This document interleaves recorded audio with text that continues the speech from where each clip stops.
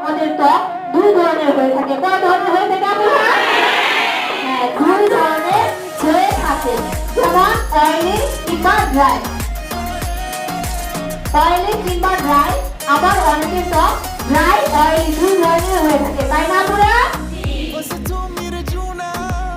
যেমন আমার ত্বক অয়েলি। এখন আমি তোমাদের মধ্য থেকে জেনে নেব যে তার ত্বকের ধরন কেমন। এখন আমি তোমাদের মধ্য থেকে তিনজন আপুকে ডেকে নিয়ে আসবো। আপু তুমি চলে আসো।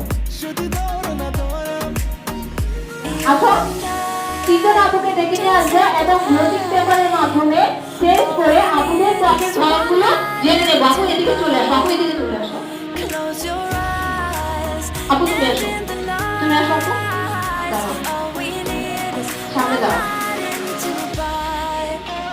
এখন আমি তিনজন আপুর হাতে গ্লোসিং পেপারটি দিয়ে দিচ্ছি।